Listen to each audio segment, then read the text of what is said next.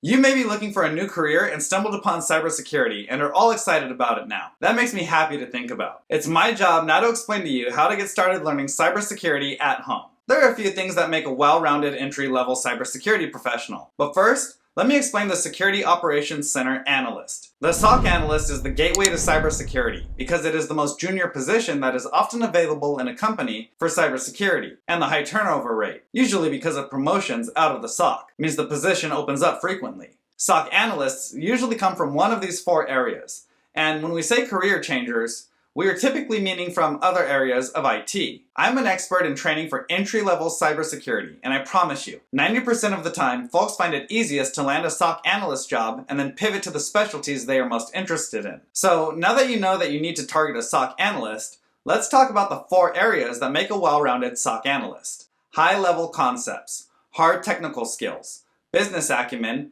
and culture fit. Culture fit is extremely important, and that's kind of a specialty to me as well. Not that I'm perfect for every company, because I'm most certainly not, but typically, since I have spent the last 10 years in a SOC, I can speak the language. While not 100% effective, there are ways to maximize your culture fit as a SOC analyst. But if you want to just be you, there's the right place for you too. Just know who you are and what you stand for. High-level concepts.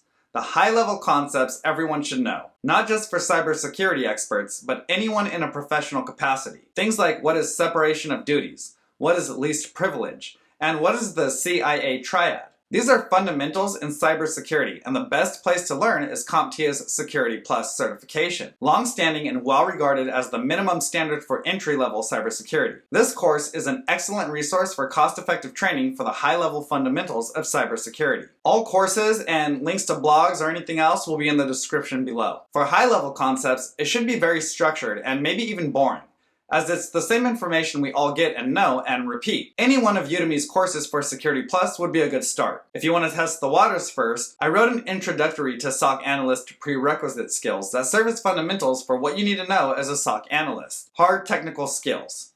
Hard technical skills are harder to come by. It's all about projects, projects, projects. They don't all have to be boring. In fact, I wrote a Medium article that is all about fun projects. This Medium article is extremely popular in all circles, including LinkedIn. It's received more recognition than almost all of my other work. It's 3 projects to give you some exposure to cybersecurity projects that you can do at home on a weekend. Since everything is moving to the cloud and having cloud exposure is very advantageous, I came up with a fun project for you to do in the cloud in this article. Another project that I have deployed several times to AWS is the Modern Honey Network. It's much more challenging, but if you can complete it, then you absolutely have the technical skills to be a SOC analyst, and more. Pair this with the SOC analyst method here, and practice security analysis on your own. Business acumen.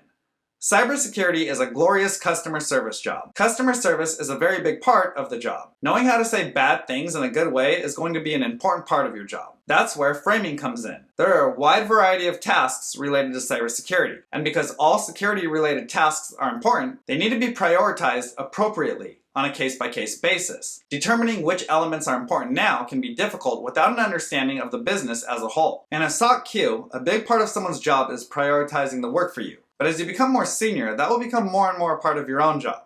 I like the Eisenhower matrix for prioritizing tasks. It's simple and fast and crazy effective. Most of us in cybersecurity work from home in some capacity, and it's a very important part in your career to learn how to communicate with people remotely. That is, learning how to not isolate yourself while you're at work when you're working from home. We have an article about business tips for working from home. We'll link that below as well. Culture fit. Here at CyberNow Education, we love the SOC. We love everything about it, including this unique, but strangely not unique, culture that comes along with it. After you spend some time in the SOC, you'll realize just how rewarding it is to be on the front lines. So much action, and we want you to love it like we do. I don't mean to self-promote, but our course SOC Analyst Now is a great introduction to the culture of cybersecurity. This is the general SOC culture, but each company is different. I've worked at companies that I was just not a good culture fit for, and it was miserable for me. I just didn't fit in, and it made me feel unwanted and alone. Whether you lean hard left or right down the middle, there are companies for you. I've worked on both sides of the spectrum, and I found hard left companies tend to rely on psychology a lot in management style, and hard right companies are more direct to your face. But make no mistake, they both are capitalistic at their very core. It's so important to find a boss that you like, and it's often not until you're there do you really find out if you're a good culture fit or not. It takes practice to be a general culture fit, but after a while, you'll catch things like this. And you'll have a nice little chuckle that FedEx has an arrow in their logo for all the packages they deliver.